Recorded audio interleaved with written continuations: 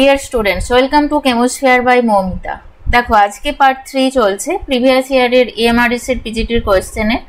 তো part 2 part 1 দুটো হয়ে গেছে। তোমরা বুঝতেই পারছো কোয়েশ্চেনের প্যাটার্ন কিরকম। সিলেবাস একদমই সিবিএসসি 11-12 লেভেলের, বাট কনসেপ্ট ভীষণভাবে ক্লিয়ার রাখতে হবে। তার জন্য প্রচুর প্র্যাকটিস চাই। তোমরা দুটো পার্ট যারা করেছো অলরেডি তারা নিশ্চয়ই বুঝতে পেরেছো যে কোয়েশ্চেন খুব ইজি আছে, বাট তোমাদের একদম বেসিক থেকে নলেজটা কিন্তু দরকার। ঠিক আছে, বেসিকের নলেজটা দরকার এবং প্রত্যেকটা পার্ট, প্রত্যেকটা বলতে পারো লাইন খুব ভালোভাবে আমাদের পড়তে হবে। 11-12 এনসিইআরটি বুকস ফলো তো করতে হবে, শুধু সেটা করলে হবে না, গ্র্যাজুয়েশনের পার্টটাও তোমাদের পুরোপুরি কমপ্লিট করতে হবে যেগুলো সিলেবাসের মধ্যে আছে। ঠিক আছে, আমি এটা বলছি না যে গ্র্যাজুয়েশনের সিলেবাস কমপ্লিট করতে হবে। যেই সিলেবাসটা দেওয়া আছে এএমআরএস, কেভিএস, মোটামুটি সিলেবাস সবগুলোতে সেম। ঠিক আছে, এনভিএস, এই তিনটে এক্সামের জন্যই সিলেবাসটা একদমই সেম। তো এই সিলেবাস ভিত্তিক তোমাদের পুরো ডিটেলসে গ্র্যাজুয়েশনে যা পড়েছো সেই সমস্ত কিছু কমপ্লিট করতে হবে। ঠিক আছে, অনেকেই আমাকে পার্সোনালি মেসেজ করছো, হয়তো উত্তর দেওয়া সবসময় পসিবল হয় না, বাট ক্লাসে আমি এখানে বলে দিচ্ছি, রেকর্ডেড তোমরা যখন দেখবে ভিডিওটা দেখতে পাবে। তো তোমাদের অবশ্যই অনেকে বলতে শুধু এনসিইআরটি পড়লে হবে, তবে সেটা কিন্তু আমি শুধু এনসিইআরটি পড়লেই হবে সেটা আমি কখনোই বলবো না। যারা অনেক দিন বাদে শুরু করছো আফটার লং গ্যাপ, তারা এনসিইআরটি অবশ্যই ফার্স্ট কভার করো, দেন গ্র্যাজুয়েশনটাকে অবশ্যই তোমাদের কমপ্লিট করতে হবে। ঠিক আছে, এবং এখানে আমি আবারও বলবো যে এটা বেস ক্লিয়ার করতে হবে, থিওরি একদম ভালোভাবে পড়তে হবে, তারপর তো প্র্যাকটিস করতেই হবে, সেটা তো মাস্ট। ঠিক আছে, চলো তাহলে শুরু করছি। চলো 81 দাগ থেকে শুরু করছি, তার আগে পর্যন্ত হয়ে গিয়েছিল। বলছে which of this reaction is not a method okay for preparation of benzaldehyde. দেখো এখানে 4টে ইকুয়েশন দেওয়া আছে, কোনটা বেঞ্জালডিহাইড প্রিপারেশনের জন্য একটা মেথড নয়, এটাই এখানে জানতে চেয়েছে। ঠিক আছে, দেখো ফার্স্ট যে তোমার দেওয়া আছে প্রিপারেশনটা, এটা দেখতেই পাচ্ছ এখানে কিন্তু আমরা বেঞ্জালডিহাইড পাবো। এই যে রিয়াকশনটা, এটার নেম হচ্ছে গাটারম্যান কচ রিয়াকশন। ঠিক আছে, এখানে দেখো এই যে রিয়াকশনটা, এটার নেম হচ্ছে স্টিফেন রিয়াকশন। স্টিফেন রিয়াকশন ওকে। প্রথমে কি হবে, প্রথমে রিডিউস হবে CH2N2, দেন এখানে কি ফর্ম করবে, তারপর এটার হাইড্রোলাইসিস হবে। ঠিক আছে, তখন এটা ফর্ম করছে বেঞ্জালডিহাইড। এর আগের যে ইকুয়েশনটা, এটা দেখো এটাকে বলা হয় ইটার্ড রিয়াকশন। ইটার্ড রিয়াকশন, তো এই প্রত্যেকটা রিয়াকশনেই কিন্তু বেঞ্জালডিহাইড ফর্ম করবে, শুধু করবে না এইটাতে, এরকম কোনো রিয়াকশন ফিজিবল নয়। ঠিক আছে, অপশন 2 হয়ে যাবে এটার ক্ষেত্রে অ্যান্সার। চলো নেক্সট দেখো, বলেছে compound x with molecular formula C7H5OCl। ফর্মুলাটা দেওয়া আছে C7H5OCl। এটা কি হাইড্রোজেনেশন হচ্ছে, আমরা দেখতেই পাচ্ছি this one is acyl chloride. Okay, তো এখানে H2 দেওয়া হচ্ছে, হাইড্রোজেনেশনের হচ্ছে in presence of palladium BaSO4। তো এখানে ফর্ম করছে Y। এই যে এরকম রিয়াকশনটাকে, এটাকে আমরা বলে থাকি রোজেনমান্ড রিয়াকশন, তাই না? রোজেনমান্ড রিয়াকশন। ঠিক আছে, তো দেখো তাহলে এটা কি, তোমার এখানে যে Yটা প্রডিউস হচ্ছে সেটা কি, সেটা জানতে চেয়েছে। এবারে বলেছে যে Yটা প্রডিউস হচ্ছে, এটা কি করছে, টলেন্স রিয়েজেন্টের প্রেজেন্সে সিলভার মিরর শো করছে, বাট ফেলিং সলিউশন করছে না।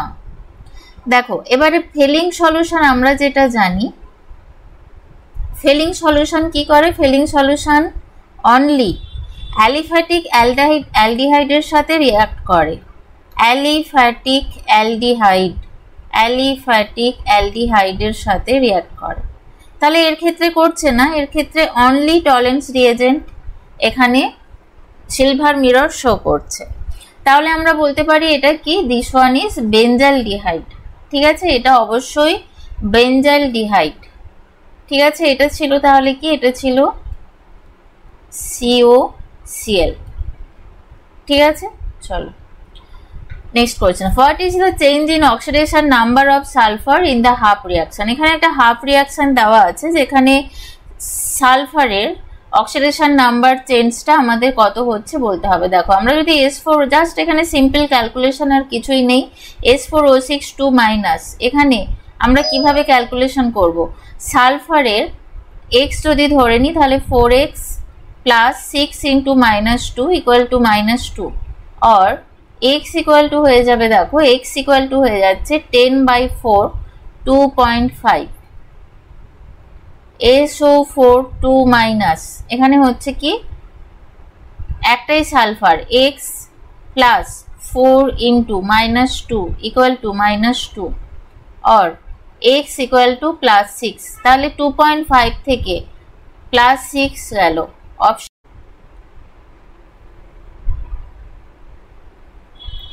নেক্সট কোয়েশ্চেন দেখো, what is the molality M of methanol CH3OH in a solution prepared by dissolving 160 gram of methanol in 200 gram of water। তো দেখো আমাদের ফার্স্ট যেটা জানতে হবে মোলালিটি। ওকে, ফার্স্ট আমাদের যেটা জানতে হবে মোলালিটি। তো মোলালিটি কি, numbers of solute per 100 gram of solution. ঠিক আছে, এই হচ্ছে কিন্তু মোলালিটি। তো এবার দেখো আমাদের তাহলে কি ক্যালকুলেশন করতে হবে, এখানে আমাদের নাম্বার অফ মোলস লাগবে, তার জন্য মলিকুলার ওয়েট অফ মিথানল লাগবে। মলিকুলার ওয়েট অফ মিথানল কত, দেখো 32। ওকে, এবার আমরা কি করছি, 160 গ্রাম মিথানল ডিজলভ করছি 200 গ্রাম ওয়াটারে, তাহলে 160 gram equal to how many mole, 160/32 মানে 5 মোল। 5 মোল, ঠিক আছে, বোঝা গেছে এই অবধি। দেখো এবার আমাদের বলা আছে যে এই 5 মোল 200 গ্রাম ওয়াটারে ডিজলভ করছে, তাহলে 100 গ্রাম ওয়াটারে কতটা হবে, কি হবে, তাহলে মোলালিটি M ইকুয়াল টু হয়ে যাচ্ছে 5/200 ইন্টু 1000। দেখো তাহলে হয়ে যাচ্ছে 25 M। ঠিক আছে, তাহলে এটা হয়ে যাচ্ছে অপশন 2 অ্যান্সার।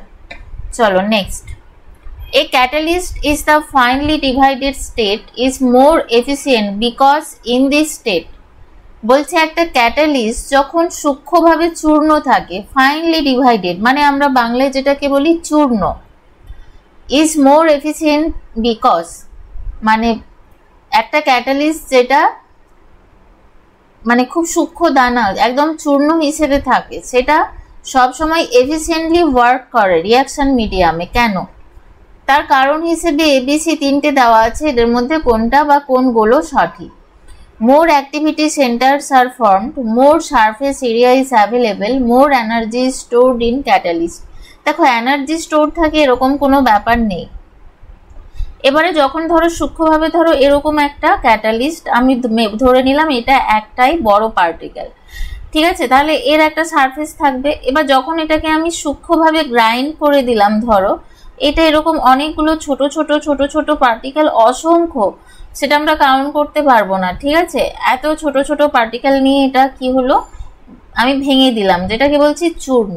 তাহলে তোমরা যদি এক একটা পার্টিকেলের রেসপেক্টে দেখো, এক একটা পার্টিকেলের দেখো সারফেস এরিয়া অনেকটা ইনক্রিজ করে যাচ্ছে, তাই না? এক একটা পার্টিকেল ধরলে সামগ্রিকভাবে সারফেস এরিয়া অনেক ইনক্রিজ করবে। এবার তাহলে সারফেস যত বেশি হবে, এখানে কি হবে, অ্যাডসর্পশন তত বেশি হবে, অ্যাডসর্পশন প্রপোর্শনাল টু সারফেস এরিয়া। ওকে, তো সেই কারণে মোর সারফেস এরিয়া অ্যাভেলেবেল, এটা একদম কারেক্ট। আর একটা পয়েন্ট আছে, দেখো মোর অ্যাক্টিভিটি সেন্টার্স আর ফর্ম। দেখো যত সূক্ষ্মভাবে চূর্ণ যখন হবে, তার মানে কি নাম্বার অফ পার্টিকেলস অনেক যখন বেশি হয়ে যাচ্ছে, তখন আমরা কি পেয়ে যাব, more active sites. More active sites ক্যাটালিস্টের মোর অ্যাক্টিভ সাইটস আমরা কিন্তু পেয়ে যাচ্ছি। তাহলে অপশন এটাও হবে কারেক্ট। তাহলে A B যুগ্মভাবে সঠিক, তাহলে অপশন 3 হয়ে যাচ্ছে কারেক্ট অ্যান্সার। ওকে, চলো next. What electronic transition is in a hydrogen atom occurs with an energy that corresponds to visible light. দেখো এবারে এইটা আমাদের বলেছে, তো ভিজিবল লাইট কোন রিজিয়নে আসে? ভিজিবল লাইট আসে 390 to 780 ন্যানোমিটার, তাই তো। এবারে দেখো এখানে একটা পিকচার দেওয়া আছে, যেটা আমরা যে কোনো লেভেল থেকেই যখন n = 2 তে আসি ইলেকট্রনিক ট্রানজিশনের সময়, ঠিক আছে, যে কোনো এনার্জি লেভেল থেকে আমরা যদি n = 2 তে আসি, তাহলে আমরা যে ট্রানজিশনটা পাই সেটা হয় কি ভিজিবল রিজিয়নে, যেটাকে আমরা বালমার সিরিজ বলে থাকি। সেটা n = থেকে হতে পারে, n = 9, n = 10, n = 6, n = 3 থেকেও হতে পারে, ঠিক আছে। সেটাকে আমরা বলছি ভিজিবল রিজিয়ন। যখন n = 3 তে আসে তখন আমরা সেটাকে বলি নিয়ার ইনফ্রারেড রিজিয়নে আছে, এবং n = 1 এ এলে আল্ট্রাভায়োলেট রিজিয়নে আসে, ঠিক আছে। সেম ভাবে ব্র্যাকেট সিরিজ ফার ইনফ্রারেড এবং পিফাউন্ড সিরিজ ফার ইনফ্রারেডে আসে, ঠিক আছে। এটা তোমরা মনে রাখতে পারো। তাহলে এটার অ্যান্সার হয়ে যাবে তোমার n = 2 to n = 1 হবে না, এটা হচ্ছে ultraviolet UV region. n = 3 to n = 1 এটাও UV region. n = 6 to n = 3 মানে এটা হয়ে যাবে near IR, near IR. n = 4 to n = 2 এটা হয়ে যাবে তোমার ভিজিবল রিজিয়ন, ঠিক আছে, ভিজিবল রিজিয়ন। চলো এখানে আমি আর একটা ইন্টারেস্টিং ব্যাপার তোমাদেরকে বলি। এটা ধরো আমি ভুলে গেছি, তো আমরা মনে করব কিভাবে, সলভ করব এটা দেখো। নিউ = আমরা জানি Rydberg constant 1/n1² minus 1/n2², ঠিক আছে। দেখো তাহলে এখানে আমরা যেভাবে করব, আর এর ভ্যালুটা 1097 এরকম হয়, 3731, ঠিক আছে। 1/ তোমার এটা কি ছিল, কত দেওয়া আছে 42, ঠিক আছে। আমি যেহেতু 42 তেই অ্যান্সার হবে, 42টা ধরেই করছি, তো 2² মাইনাস 1/4², ঠিক আছে। দেখো সলভ করছি, 10973731। আচ্ছা এটা বলে দিই, এখানে যে নিউ এর মানটা আমাদের আসবে সেটা হচ্ছে মিটার ইনভার্সে, ঠিক আছে। দেখো তাহলে এখানে সলভ করলে আমরা যেটা পেয়ে যাব 3/16 পাবো, ঠিক আছে। এবার দেখো এখানে আমাদের যেটা ক্যালকুলেশন করতে হবে ল্যামডা। এবারে নিউ = কি 1/λ, এই যে নিউ এটা = 1/λ, তাহলে ল্যামডা = হয়ে যাবে 16 / 10973731 × 3, ঠিক আছে। দেখো এবারে এখানে আমরা যে অ্যান্সারটা পাবো সেটা হচ্ছে 486 × 10⁻⁻7 মিটার, ঠিক আছে। এই অ্যান্সারটা আমরা পাচ্ছি। এবার দেখো আমরা জানি 10⁻⁹ মিটার = 1 ন্যানোমিটার, ঠিক আছে, 1 ন্যানোমিটার। তাহলে এটাকে আমরা যখন ন্যানোমিটারে কনভার্ট করব, এখানে আমরা অ্যান্সার পেয়ে যাব 486 ন্যানোমিটার, নিয়ারলি 486 ন্যানোমিটার আমরা কিন্তু এখানে পেয়ে যাচ্ছি, ঠিক আছে। দেখো তাহলে এখানে আমাদের অ্যান্সারটা হচ্ছে, আচ্ছা এটা এখানে 4.86 হবে, সরি 4.86, ঠিক আছে। তাহলে দেখো আমরা এটা 380 থেকে 790 রিজিয়নে পাচ্ছি, তাহলে এইভাবে আমরা ক্যালকুলেশন করেও কিন্তু দেখতে পারি।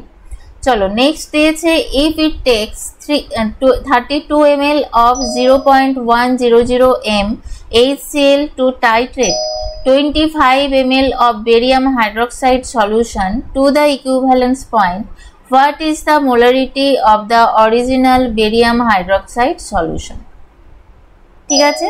দেখো তো এখানে আমরা দেখতে পাচ্ছি আমাদের ভলিউম দেওয়া আছে, তার সাথে স্ট্রেংথ দেওয়া আছে 0.100 m। এবার বলছে একে টাইট্রেট করা হচ্ছে 25 ml বেরিয়াম হাইড্রোক্সাইড সলিউশন দিয়ে, ঠিক আছে, যাতে আমরা ইকুইভ্যালেন্স পয়েন্ট রিচ করতে পারি। তাহলে অরিজিনাল যে সলিউশন তার মোলারিটি কত সেটাই এখানে জানতে চেয়েছে, ঠিক আছে। দেখো তাহলে এটা আমরা কিভাবে করব, দেখো আমরা জানি N1 V1 equal to N2 V2। ওকে, এখানে আমাদের দেওয়াই আছে, এভরিথিং দেওয়া আছে। দেখো এখানে স্ট্রেং দেওয়া আছে 0.1 ইন্টু 32। এখানে N2 আমাদের ক্যালকুলেশন করতে হবে, ইন্টু ভলিউম 25 ইন্টু 2 হবে, ঠিক আছে, ইন্টু 2। এবার HCl এর এই যে এখানে এটা কি আছে, দেখো HCl এর এখানে এটা স্ট্রেং দেওয়া আছে, তো সেটাই আমরা এখানে নিলাম। তাহলে N2 ইকুয়াল টু হয়ে যাচ্ছে, N2 ইকুয়াল টু হয়ে যাবে 32 0.1, তাহলে এখানে 3.2 বাই 50, 3.2 বাই 50 এটা ক্যালকুলেশন করলে আমাদের আসবে 0.064, 0.064, ঠিক আছে, 0.064। তাহলে এটাকে পেয়ে যাচ্ছি 6.4 ইন্টু 10 টু দি পাওয়ার -2। দেখো অপশন 3 হয়ে যাচ্ছে অ্যান্সার, ঠিক আছে। ইকুইভ্যালেন্স পয়েন্টে জানি আমরা, ইকুইভ্যালেন্স পয়েন্টে এই রুলটা ফলো করে। চলো next, which compound contents both covalent and ionic bond. দেখো মিথাইল ফ্লোরাইড, ডেফিনেটলি এখানে সমস্ত কোভ্যালেন্ট বন্ড আছে, কোভ্যালেন্ট বন্ড, ঠিক আছে। ক্যালসিয়াম অক্সাইড, এখানে কি আছে, ক্যালসিয়াম অক্সাইড, এখানেও আছে covalent bond. Hypochlorous acid, covalent bond, NO2O2, এখানে কি আছে, এখানে আয়নিক বন্ড আছে, ঠিক আছে, ionic bond 2Na plus plus O2 minus, O2 minus, okay. এই যে O2 এখানে কি আছে, O বন্ড আছে, যেটা কি কোভ্যালেন্ট বন্ড,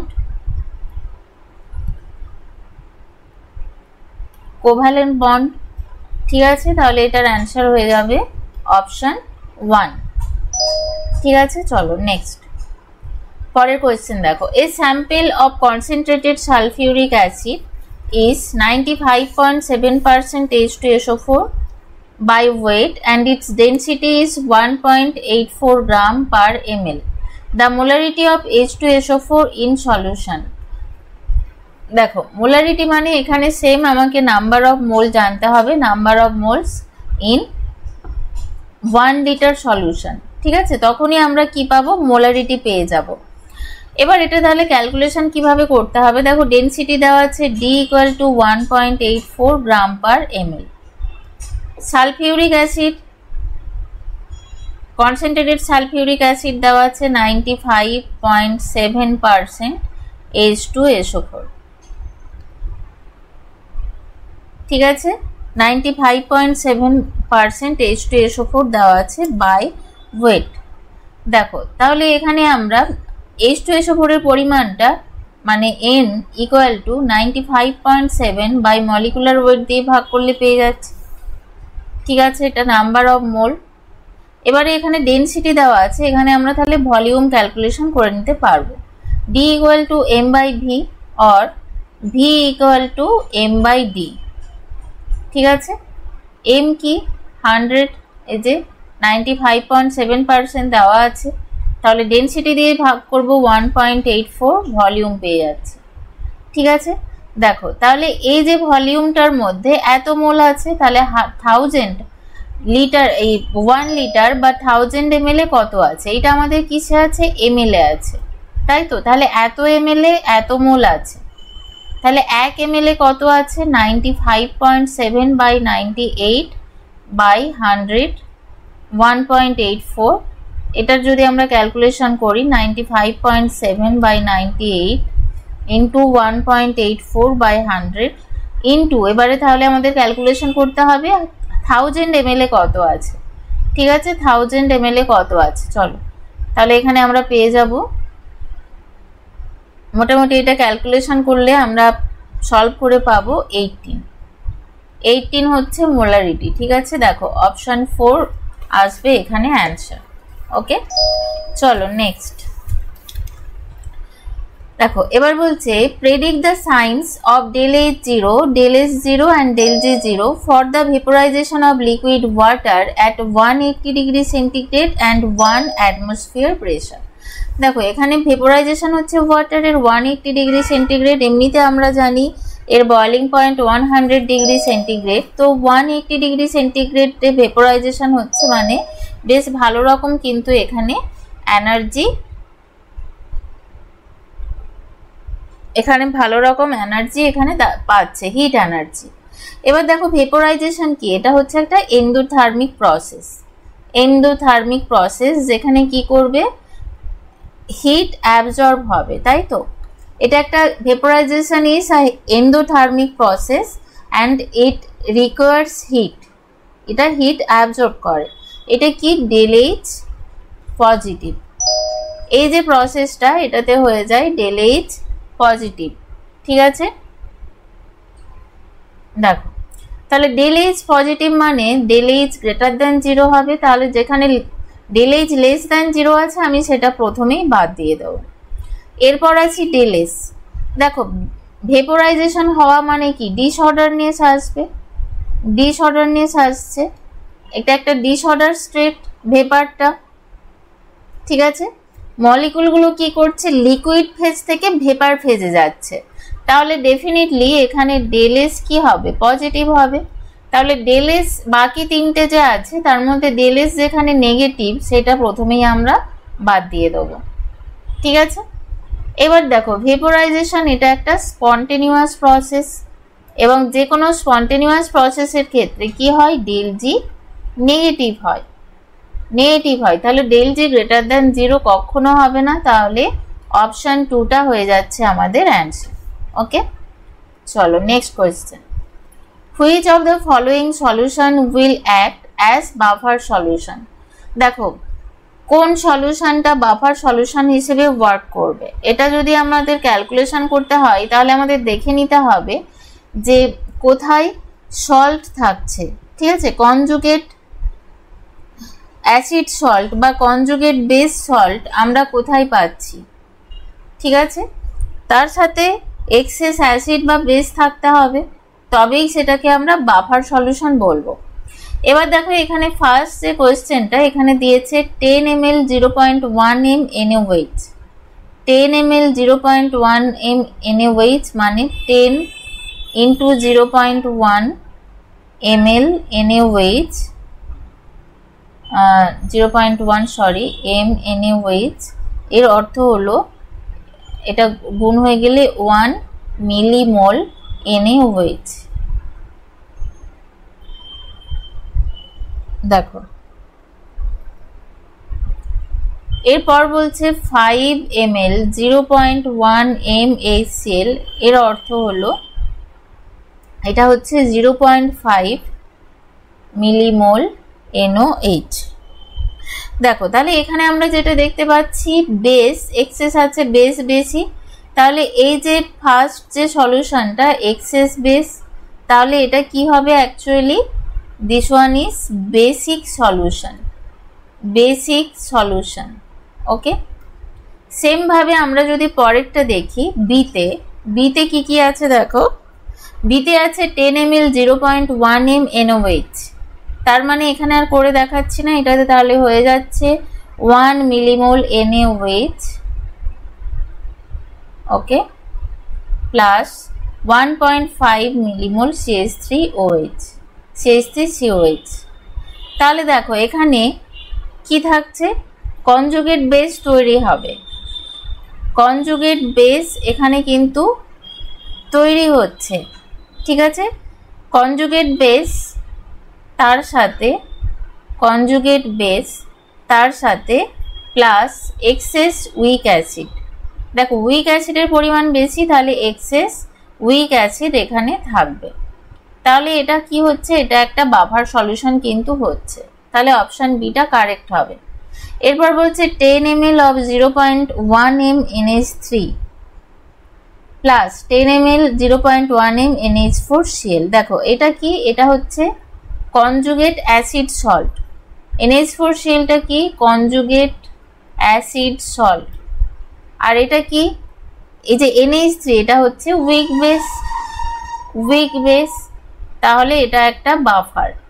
সেম ভাবে অপশন ডিতে আমরা যদি দেখি 10 ml 0.5 m NaF এটা কি, এটাও একটা উইক অ্যাসিড, এটাও একটা উইক অ্যাসিড, ঠিক আছে, সরি, এটাও একটা তোমার কনজুগেট বেস সল্ট, আর এটা হচ্ছে একটা week acid, week acid HF টা 5 ml 0.1 m HF, এটা হচ্ছে একটা week acid, and 10 ml 0.5 m NaF, এটা হচ্ছে একটা সল্ট। তাহলে দেখো এটাও বাফার হিসেবে ওয়ার্ক করবে। তাহলে BCD অপশন 1 এটা হয়ে যাচ্ছে এখানে কিন্তু অ্যান্সার। চলো next, which range includes the pH that results when 0.10 mol NaOH is added to 100 ml of 1 m HCl solution? দেখো pH কোন রেঞ্জে থাকবে, কি কি দেওয়া আছে, 1 m HCl solution, 1 m HCl solution, আর এখানে দেওয়া আছে 0.10 মোল। তাহলে 1 m HCl মানে কত মোল, দেখো মোলারিটি দেওয়া আছে 1 m মানে কি number of moles divide by volume, তাই তো, ডিভাইড বাই ভলিউম ইন্টু 1000। দেখো তাহলে নাম্বার অফ মোলস এখানে কত আছে সেটা আমাদের ক্যালকুলেশন করতে হবে। এই যে এখানে NaOH এর মোল দেওয়া আছে, তাহলে আমরা নাম্বার অফ মোল কত আছে ক্যালকুলেশন করতে পারলে আমরা সলিউশনটা বেসিক না অ্যাসিডিক না নিউট্রাল ক্যালকুলেশন করতে পারবো। তাহলে এখানে দেখো 1 ইকুয়াল টু আমরা তাহলে পেয়ে যাচ্ছি ভলিউম দেওয়া আছে কত 100 ml ইন্টু 1000, আর এটা হচ্ছে নাম্বার অফ মোলস, ঠিক আছে। তাহলে n ইকুয়াল টু কত হয়ে যাচ্ছে 0.1 m। দেখো তাহলে 0.1 m NaOH, আবার তারই সাথে 0.1 m NaOH, দুটোই NaOH প্লাস HCl মিক্সচার দুটোর পরিমাণ যখন সমান 0.1 m 0.1 m, তাহলে কি হচ্ছে, তাহলে এটা কি হয়ে যাবে, নিউট্রাল হয়ে যাবে, নিউট্রাল। তাহলে কার মধ্যে হচ্ছে, দেখো between 6.5 and 7.5। Next, in a reaction with several steps, which step limits the rate of the reaction? তোমরা এটা সবাই জানো, slowest step, তাই তো, slowest step। চলো নেক্সট বলছে which species has a Lewis structure most like that of CO3 2-। দেখো তোমরা তো লুইস স্ট্রাকচার সবাই জানো, ঠিক আছে, সবাই জানো, তো চেষ্টা করতে হবে এগুলো যাতে ভুল না হয়। তোমার কার্বনেটে লুইস স্ট্রাকচার আমরা অক্টেট ফিল আপ করে করব, ঠিক আছে, অক্টেট রুল মেনে করব।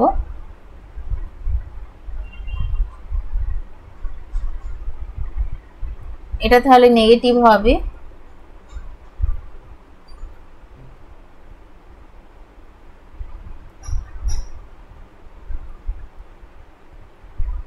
ঠিক আছে, সালফেটটা কি, দেখো এটার অ্যান্সারটা হয়ে যাবে, এটা অপশন 2 হবে অ্যান্সার। কেন, কারণ সালফারের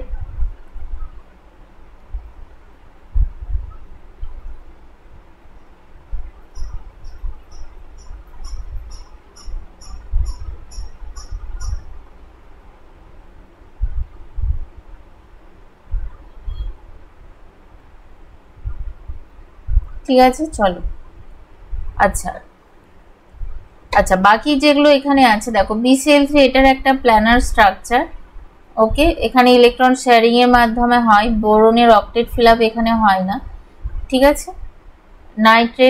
নাইট্রেটের সাথে এটা ম্যাচ করবে না, লুইস স্ট্রাকচার। এখানে কোশ্চেন যেটা বলেছে আমাদের লুইস স্ট্রাকচার NCl3, এটা হচ্ছে পিরামিডাল।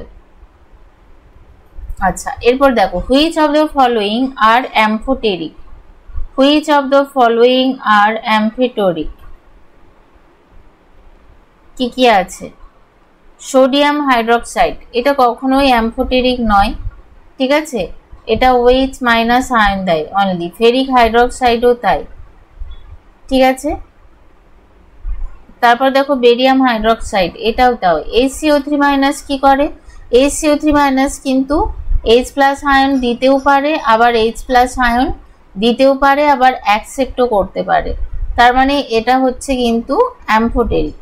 আবার অ্যালুমিনিয়াম হাইড্রোক্সাইড, দেখো অ্যালুমিনিয়াম অক্সাইডকে আমরা জানি এটা হচ্ছে অ্যাম্ফোটেরিক অক্সাইড, অ্যালুমিনিয়াম হাইড্রোক্সাইডটাও হচ্ছে একটা অ্যাম্ফোটেরিক নেচারের। ঠিক আছে, যখন এটা বেস হিসেবে ওয়ার্ক করে, যেমন ধরো অ্যালুমিনিয়াম হাইড্রোক্সাইড প্লাস HCl, এটা ফর্ম করবে AlCl3 প্লাস 3H2O। এটা কি করছে? এটা বেস হিসেবে ওয়ার্ক করছে। ওকে, নেক্সট অ্যালুমিনিয়াম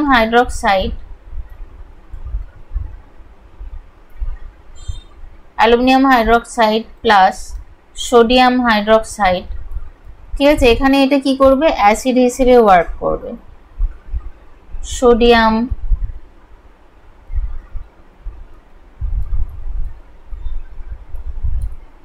ঠিক আছে, এখানে অ্যাসিড হিসেবে ওয়ার্ক করছে। তাহলে অপশন এ দুটোই correct, option A and B. চলো next, which compound has Lewis electron structure with one and only one unshared pair of valence electron. দেখো বলছে শুধুমাত্র unshared pair of valence electron একটাই pair থাকবে। দেখো H2S এর structure কিরকম হয়? এটা H2O এর মতনই, দুটো লোন পেয়ার থাকে।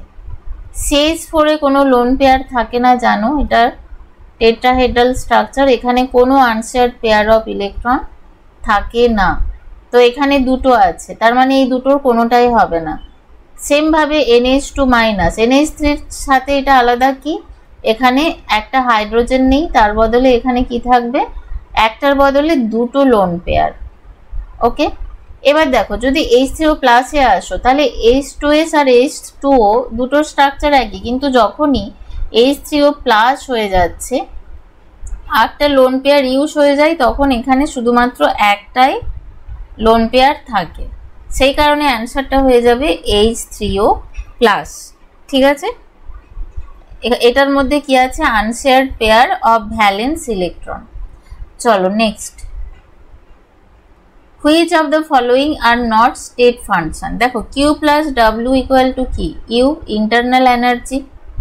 ইন্টারনাল এনার্জি কি? Always state function. এটা কি করে? রিয়াকশনটা কোন পাথওয়েতে হলো তার উপর একেবারেই ডিপেন্ড করে না, এটা হচ্ছে স্টেটের ওপর ডিপেন্ড করে। But Q and W, heat and work, এরা দুটো কিন্তু পাথ ডিপেন্ডেন্ট। সেগুলো থার্মোডাইনামিক্সে আমরা পড়েছি, সবসময় মনে রাখবে এরা পাথ ডিপেন্ডেন্ট, বাকি যা কিছু আছে সবই হচ্ছে state dependent, state function. H minus TS এটা হচ্ছে ডেল জি, ডেল জিটাও হচ্ছে কি? State function. তাহলে এটা আমাদের কোন কোন অপশনটা পাচ্ছি? A and D অনলি, তাই তো? আচ্ছা, বলেছে which of the following are not state function. আচ্ছা, নট স্টেট ফাংশন বলেছে, তাহলে B and C হয়ে যাবে আমাদের অ্যান্সার। B and C হয়ে যাচ্ছে আমাদের অ্যান্সার। চলো নেক্সট দেখো বলছে for a system at equilibrium. তো ভীষণই সোজা কোশ্চেন, তোমরা জানো ডেল জি অলওয়েজ জিরো। ঠিক আছে, ইকুইলিব্রিয়ামে ডেল জি জিরো হয়। চলো নেক্সট বলছে which of the following statement is false. কোনটা ফলস?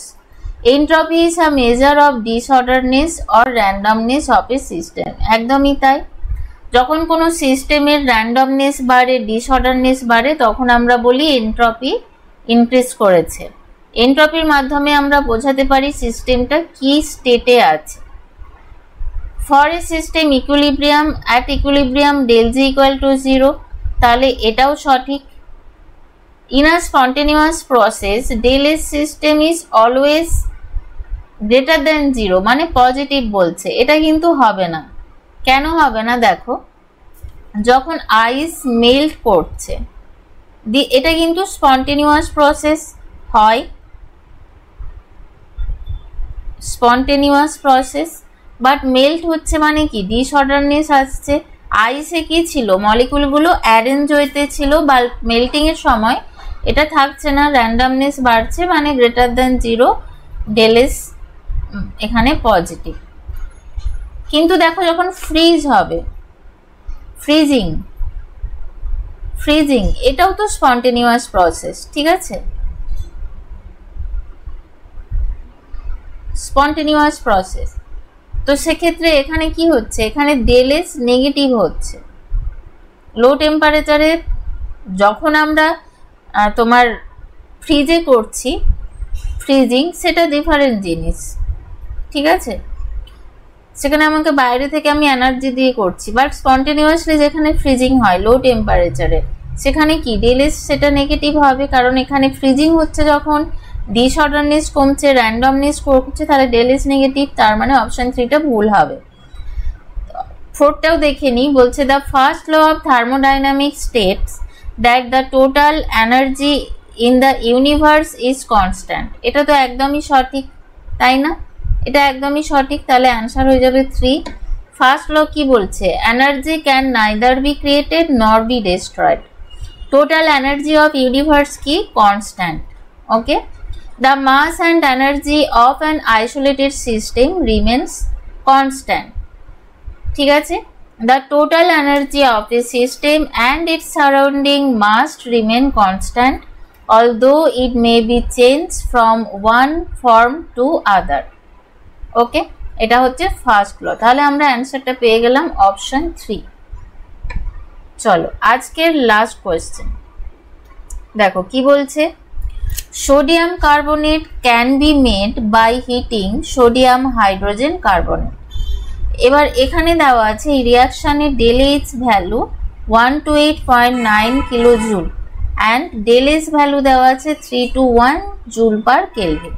এখানে কিলো জুল, এখানে জুল পার কেলভিন বলেছে, মানে আমাকে এটা জুলে কনভার্ট করে নিতে হবে। 128.900 জুল, ডেল এস দেওয়া আছে 321 জুল পার কেলভিন, ঠিক আছে। এবার বলছে at approximately what temperature will be K equal to 1।